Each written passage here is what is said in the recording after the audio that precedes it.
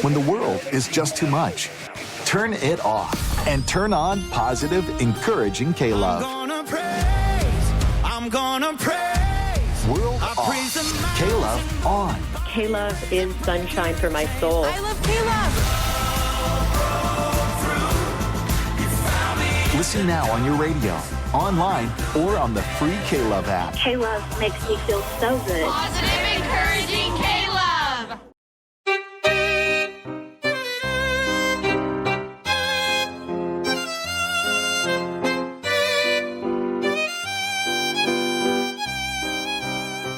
Thank you for listening to The History of the Papacy. I am your host, Steve. You can find show notes, how to contact me, and sign up for our mailing list, and additionally, how to support The History of the Papacy by going to our website, a2zhistorypage.com. Speaking of supporting the show, Patreon is a great way to do that. We're at patreon.com/history of the papacy. There's 4 tiers representing the 4 traditional patriarchates of Christianity: Antioch, Alexandria, Constantinople, and Rome. Inclusion on the History of the Papacy diptychs, bonus audio, and monthly book drawings, along with early content and ad-free content, are all yours if you join up on the History of the Papacy on Patreon. A little History of the Papacy diptychs and papacy fun fact: Pepin the Short was in large part responsible for ending the Byzantine era of the papacy and beginning the Middle Ages era of the papacy with his donation of Pepin. Also, he probably wasn't that short. The short probably came from him being the younger Pepin, not his diminutive stature. Now let us commemorate the Patreon patrons on the History of the Papacy diptychs. We have Roberto, Joran, William B., Brian, Jeffrey, Christina, John, Sarah, and William H. at the Alexandria level. We have Dappo, Paul, Justin, and Lana, and John, all of whom are magnificent at Constantinople and reaching that ultimate power and prestige, that of the See of Rome. We have Peter the Great, Leonard the Great, and Alex the Great. As you know, we are a member of the Parthenon Podcast Network, featuring Richard Lim and his This American President podcast, among many other great podcasts. This episode begins a series of episodes featuring Will Clark of the Gray History podcast. Right now, Will is focused on the French Revolution. The French Revolution is a key event in our series that we're currently doing on Pius IX and the end of the secular power of the Roman Papacy. Now, in today's episode, Will and I will build background information on the relationship between France and the papacy that went all the way back to the really early Middle Ages and really into late antiquity. Make sure you check out Will's Gray History podcast. That's Gray spelled with an E. Now, with that, here is the next piece of the mosaic of the history of the popes of Rome and Christian Church.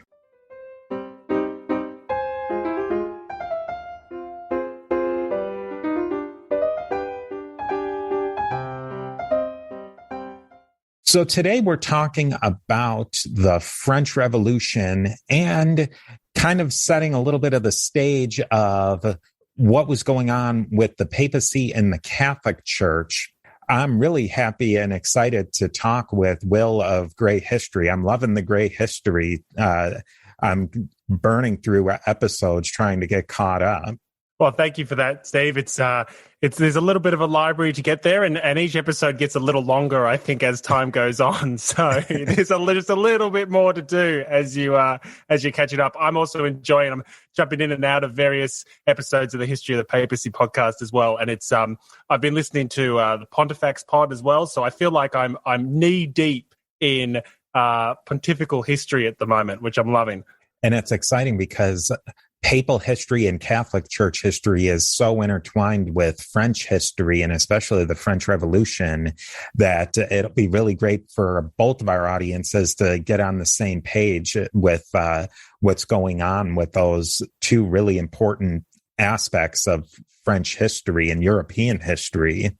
Yeah, well, it's one of those things that you cannot talk about the French Revolution without talking about the history of the Catholic Church and the role that the Catholic Church and the papacy plays in how the revolution evolves is just so critical. And then likewise, you can't talk about, I mean, not only the history of the modern world, but in particular, you can't talk about modern church history and the position of the Pope now without looking at just how impactful the revolution was in terms of, you know, really how we think of the Pope today, as opposed to maybe the powers and the position of the Pope in European society, you know, pre-revolutionary times. Yeah, absolutely. The Catholic Church in France goes back a long, long way. And really, it starts all the way back before there even was a France with the Franks, and there's Clovis, and you can go back and listen to episodes to get more details. But there's a lot of big names in pre-France, Franks, and then going into when there is more of a proper France. But then some of the big names are Martin of Tours, St. John Cassian, who's really the father of Western monasticism. He founded his monastery in southern modern-day France. Catholic practice in France really took on its own flair or flavor, if you will. It had its own tweaks to the Mass, to the liturgy. It had its own version of their chant, etc. And that really wasn't unusual for the time. Visigothic Spain had its own, Anglo-Saxon England, Ireland, different parts of Italy and the German states all took their own individual takes on certain aspects of the liturgy and all aspects of Christianity. And diversity of practice was not unusual. It's really a modern being maybe the last 200 years, that there was really an idea that there should be one practice that was really based on the Roman practice. I mean, you even go back to Augustine in the 400s, and he asks Ambrose of Milan, oh, they're not doing things right in this place. I think he was in Milan, he was in Rome, and Augustine was accustomed to the practices of Milan, and Ambrose just tells him to take a break. That's where you do as the Romans. But a big, big theme in papal history from this point all the way back in the antiquity forward is that the popes are fighting to secure control over the papal states, which we'll get into in a minute, and exercise authority over Christendom, mostly the western part of Europe at this point, but also dipping their toe into the East in religious affairs. And those are the two really big themes that set the stage for all of the Middle Ages and really even all the way to the modern age. Yeah, well, if you think about, the Pope pretty much, as a Prince of Rome as well, has long been in contest with the various powers and rulers, and then eventually, as we get to more state-like entities, as we move into the Middle Ages, he's just kind of continuously jostling for power, not only from a religious authority perspective, but also a secular authority perspective. And I think a lot of my listeners might be surprised at just how much temporal power the popes had, and also how involved in government affairs the church was, in terms of, if you look at how powerful some would say the bishops were in the Holy Roman Empire, call it 1,000 years ago, I think it would astonish a lot of people nowadays that weren't quite familiar with the power of the church then. And it might be worth maybe you jumping into some of the roles, the kind of responsibilities that nowadays we would consider to be part of a secular government that the church was actually responsible for in this time. The various pies that the Pope and his cardinals and bishops had their fingers in, so to speak. Steve here with a quick word from our sponsors. When the world is just too much, turn it off and turn on positive, encouraging K-Love. I'm gonna praise. World off. K-Love on. K-Love is sunshine for my soul. I love K-Love. Listen now on your radio, online, or on the free K-Love app. K-Love makes me feel so good. Positive, encouraging K-Love. Hi, everyone. If you've been injured in an accident that was not your fault, listen up. We have legal professionals standing by to answer your questions for free. Call now and find out if you have a case and how much it's potentially worth. call 800-910-7500. I'm here with spokesman John Wolfe. So, John, tell everyone listening who should call right now. Well, Maria, first off, thank you for having me here. It's always nice to answer the listeners' questions. Now, as far as who should call in, anyone who's been injured in an accident and think you deserve compensation, give us a call right now. 800-910-7500. You'll find out if you have a case and how much it's potentially worth. Thanks, John. You heard it, folks. Take advantage of this opportunity and call now. 800-910-7500. Advertisement sponsored by Legal Help Center. May not be available in all states. Not available in California. Yeah, if you go back to antiquity, when the Roman Empire fell in the West, the church was really the only organization that was standing that could take care of the day-to-day things that the Roman Empire took care of. Security to some degree in a lot of places. The bishop was the only person around who could get the militia together on the walls. It's, all sorts of simple things like taking alms to the poor. The Catholic Church was almost the default fallback to, what I say, taking out the garbage and just the general things that make a society run. There was these Germanic kings. They didn't have a lot of interest or even the organizational skill to take over these functions that the Roman Empire had left behind, and the church was the last man standing. Well, and that makes sense. I mean, if you think about the position that they had from a spiritual and moral authority, it would have been easier for them to kind of take up that mantle, so to speak, that was left behind by some of the institutions of the Roman Empire. Now, the Catholic Church in the Middle Ages, it takes a big turn in the 750s. Prior to that period, for about 250 years, the Byzantine or the Eastern Roman Empire had really dominated the papacy. The Byzantines controlled most of the Italian peninsula, and that started to shrink. But Rome was firmly under Byzantine control for a long time, up until the 700s. The popes of Rome were basically vassals of the Byzantine emperor or one of his designees. They couldn't be officially consecrated until they got the stamp of approval of the Byzantine emperor. All that really, evolutionarily, it was changing because the Byzantines were getting beaten back in Italy and their powers were shrinking into certain sections of the northern part of the peninsula and the southern part of the peninsula. After 752, Pope Zachary gave the nod to Pepin the Frank to take power officially in the Frankish court. The Pepin was kind of the de facto leader of France over the Merovingians, but he wanted de jure power, and the Pope helped with that. And in appreciation, Pepin donated a certain section of land that he had conquered in the Italian peninsula. What would eventually become the Papal States was given to the Pope as their own territory. So the Pope was the religious power there, but the Pope was also the secular leader of that little duchy or proto-state, whatever you want to call it.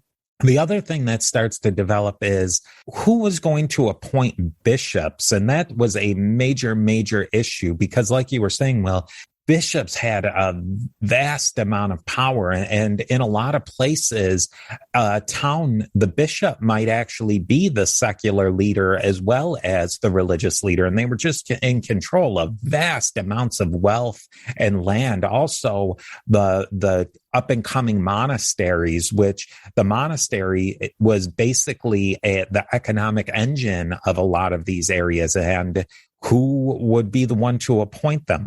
Obviously, both the popes thought that was a part of his religious power, and with some side benefits of also controlling the economy. Whereas on the flip side, the secular leaders thought that, well, hey, this is a major economic part of my empire or my kingdom.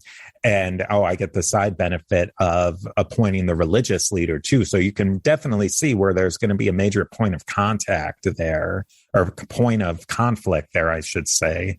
Absolutely. And then, I'm sure you'll get into this as it relates to the French church and the particular kind of prerogatives that the French kings insisted upon having in terms of nominating the bishops within their realms eventually.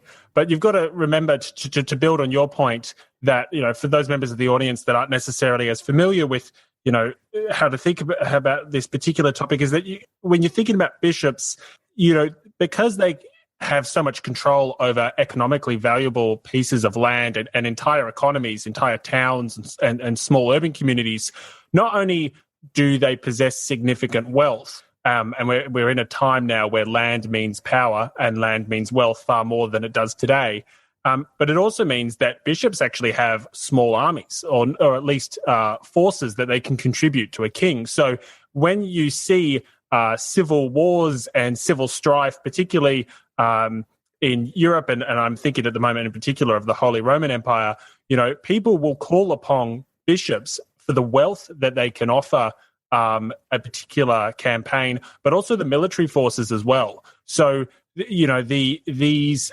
positions of religious authority were really temporal leaders as well. They were the leaders of their own little duchies or bishoprics or states.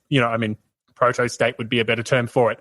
But they were much more of a ruler in everyday government affairs than we would think of bishops today. And then the two roles compared to how we think of a bishop today and how a bishop was, say, 1,000 years ago are vastly different.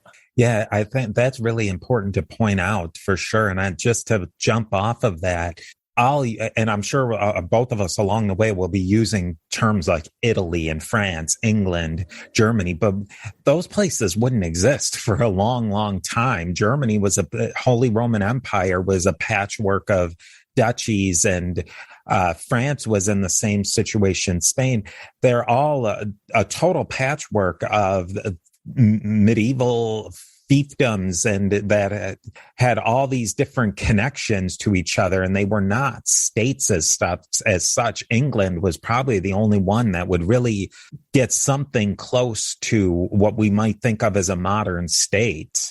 Well, the way I describe it is, particularly when you're thinking about the Holy Roman Empire, is that if you get if you kind of put down a map of modern day Europe and you got a glue stick, I don't know if that's what you call it in the States, but some glue, and you put it all over modern-day Germany, a little bit of Switzerland, a little bit of Eastern France, Western Poland, Austria, etc., and then you pick up like a bucket of glitter and throw it at that map, and then pick up the map and shake it off a little bit, and then look at all this colourful little beautiful artwork that you've created. And if each one of those pieces of glitter was its own independent political entity, that's the Holy Roman Empire. And it's a slight exaggeration, but you're literally, you're talking about at times hundreds of little independent cities, independent towns, bishoprics, duchies, provinces. It's just chaotic. And that didn't exactly exist to the same extent in, say, France or Italy. But you did have a range of territories, larger duchies, provinces, etc. And in the case of France, what that resulted is as the French state grew, it was inheriting all these independent political entities. So as they became part of the French state, they brought in all sorts of independent customs and traditions as well. So at this point in time, yes, when we're talking about France, and to your point, as we're talking about France and Italy and Germany, what we're really talking about is the political entities that were located in these modern states, but these modern states did not exist. In the case of Italy and Germany, they didn't exist as unified states until the 1800s. Also, culturally, each one of these places there was a lot of bleeding through with culture, with language. You could go from one village to the next and get almost what you might, even though nominally they're speaking French or Italian or German, they're almost completely different languages if you get a county or a duchy or a province a few away. And the thread that was really connecting all of these disparate places together was not a national identity. It was the idea that they're all Catholic, that the idea of Christendom was really people's identity over and above any proto-national idea. Yeah, well, it's not. I mean, some historians make the point that it's not until the French Revolution that we start to see what we would consider to be modern day or modern nationalism.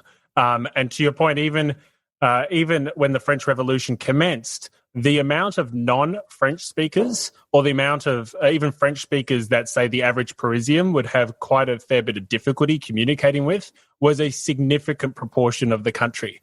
And you also just had people that just didn't speak French along the eastern border, for example. You'd have a lot of German speakers. And that's actually part of why the church was so important, because one of the few ways that the old regime, and by that I mean the regime of kings that existed before the revolution, one of the few ways that they could actually get things done was by working with the church, because they would work with local priests and cures and bishops to disseminate royal edicts and royal proclamations. And that was one of the few ways that they could actually, govern a country, in the case of France, that was so non-homogeneous in nature, in terms of its culture and in terms of its language. And the whole idea of a lingua franca, of Latin was a key way of administration to just tie all of these disparate things together. And it wouldn't be until, like you're saying, the French Revolution and the time after that countries are going to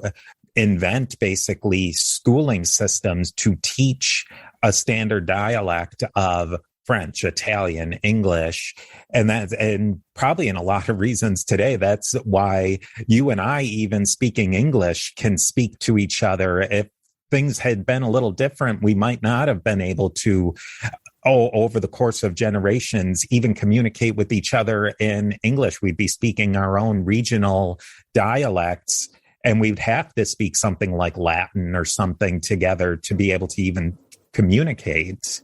Yeah, well, I mean, I think there's probably a few people that think Australian slang is complicated enough even with it. But it's one of those things that, I mean, you mentioned education.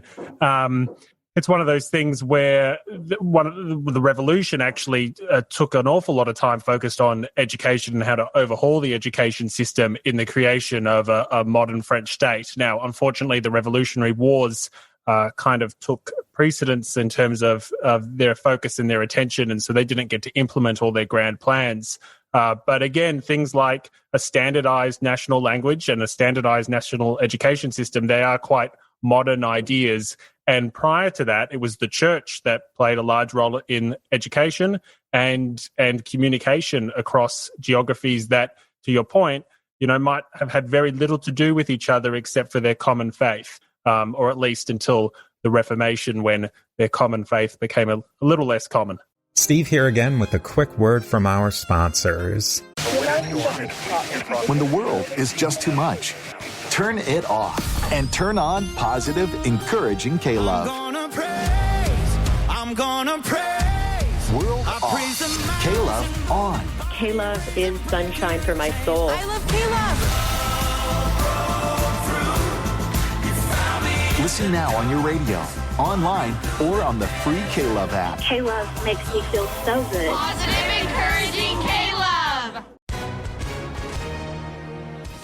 Hi, everyone. If you've been injured in an accident that was not your fault, listen up. We have legal professionals standing by to answer your questions for free. Call now and find out if you have a case and how much it's potentially worth. Call 800-910-7500. I'm here with spokesman John Wolf. So, John, tell everyone listening who should call right now. Well, Maria, first off, thank you for having me here. It's always nice to answer the listeners' questions. Now, as far as who should call in, anyone who's been injured in an accident and think you deserve compensation, give us a call right now. 800-910-7500. You'll find out if you have a case and how much it's potentially worth. Thanks, John. You heard it, folks. Take advantage of this opportunity and call now, 800-910-7500. Advertisement sponsored by Legal Help Center may not be available in all states, not available in California.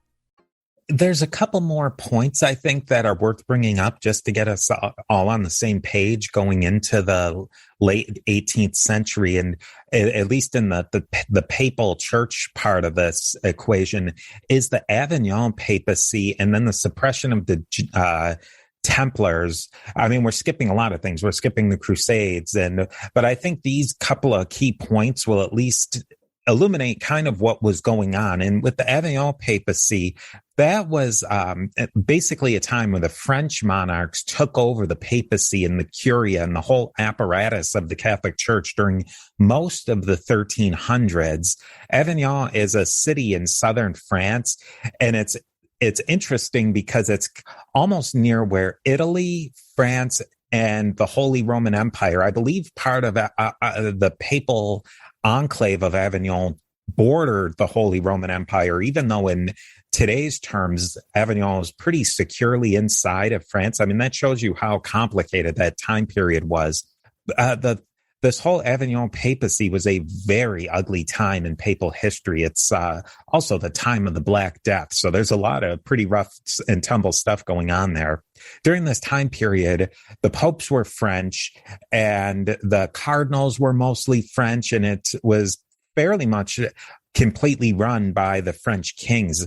All of this wouldn't end until the Council of Constance in 1418, where there was 3 popes at the time. There was a movement always to get things back to Rome.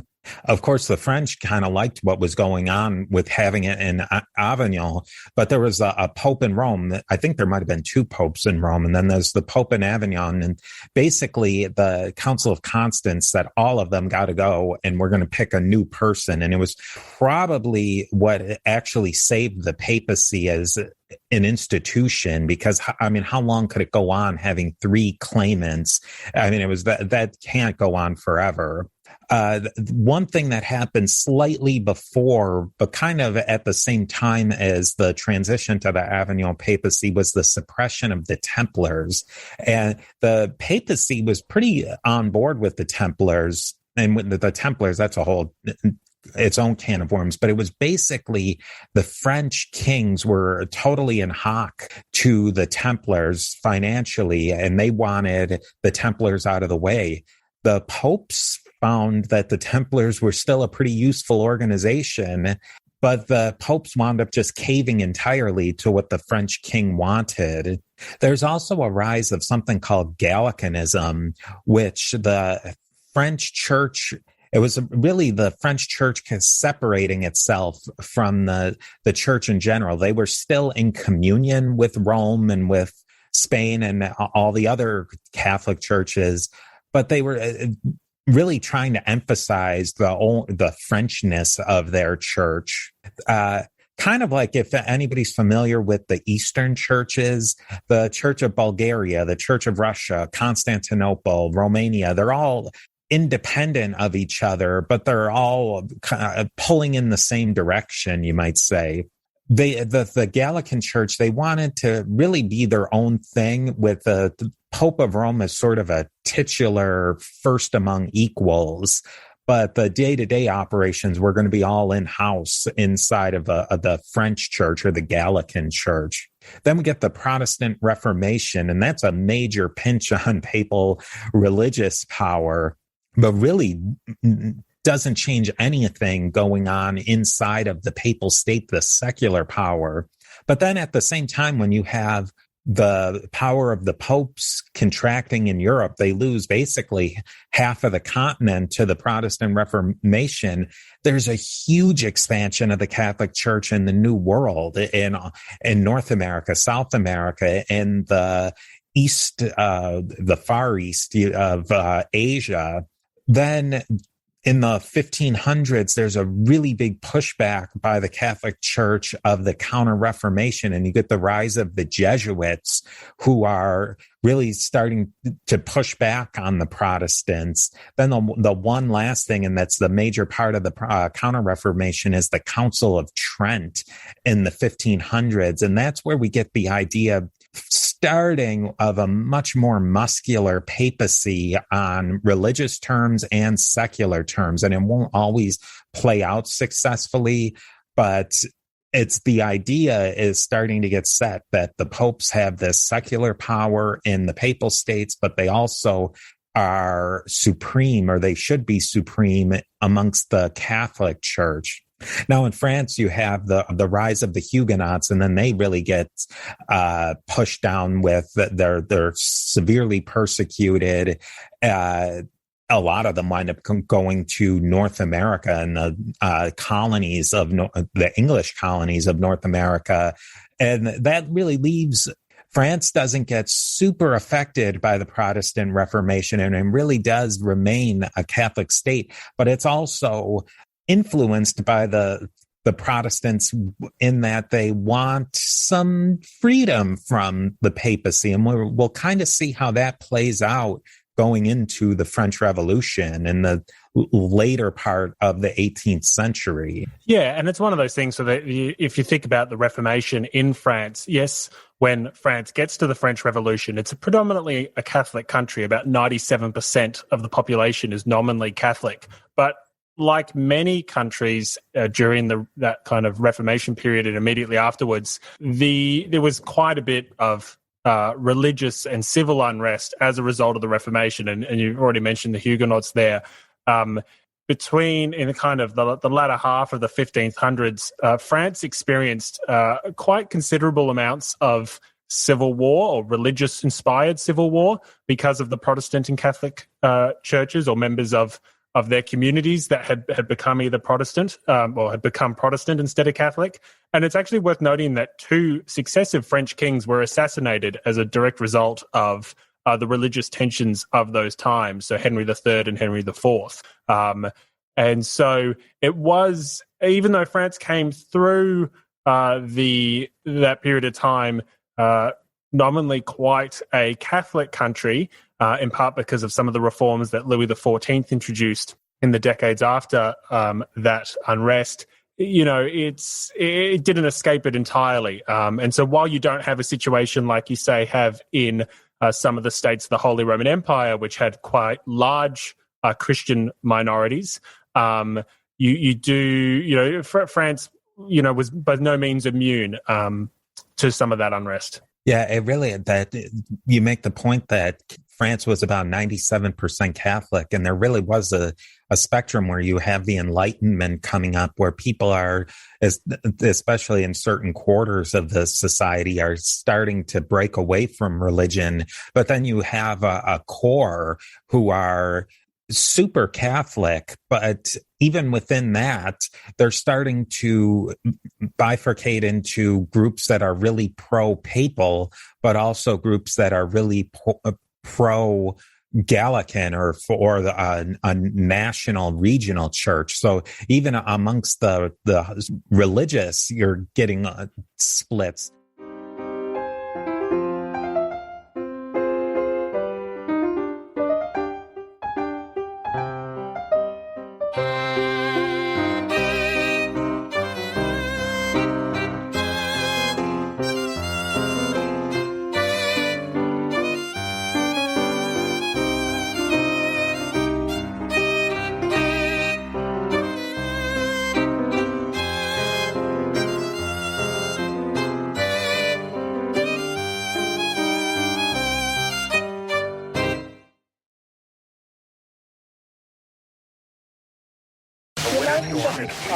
When the world is just too much, turn it off and turn on positive, encouraging K-Love.